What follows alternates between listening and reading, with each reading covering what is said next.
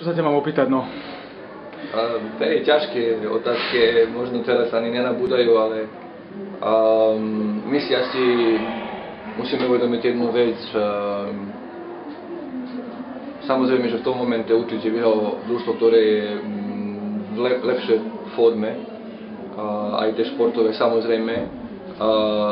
Kvalita určite bola tam, ale myslím si, že tá kvalita bola aj na našej strane. Ono, čo urobilo ťažké pre nás určite tá mentálna sila. Myslím si, že tu sme najviac podľahli v momente, keď sme už v tej semifinálovej série možno boli vyradení od Ružomberka, alebo sme boli na krok do toho. Tu sa už ukazovalo, že nejakým spôsobom veľmi ťažké zvládneme to všetko. Samozrejme, my sme sa snažili urobiť všetko, aby sme boli čo najviac v tej pohodičke, ale myslím si, že sme to nezvládli.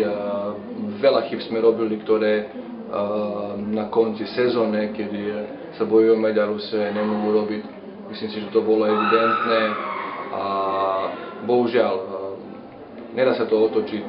My sme tú sériu prehrali doma tým, že sme tam prehrali, ale neprehrali hneď, ale myslím si, že sme postavili supera na koňa a určite, že už to pre nich bolo také jednoduchšie, by som povedal, doma. Keby sme nejakým spôsobom možno tú druhú štvrtinu lepšie zvládli, ako sme ju zvládli, alebo sme prehrali 18-5, si myslím, že sme prehrali, alebo 18-6. Myslím si, že nám tu super ušiel a samozrejme v druhom polčase prehráva to 14 bodov. Veľmi ťažké sa to doťahuje.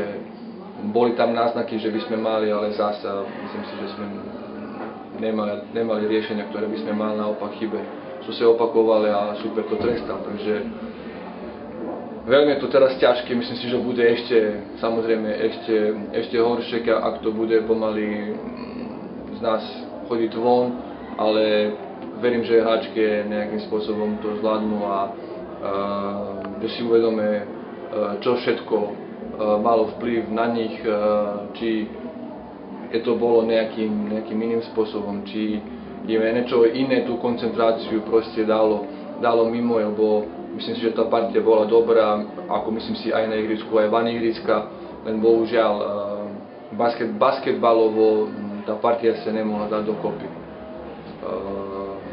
Štvrté mesto je samozrejme potom, to sme všetko vyjadrovali, neúspech a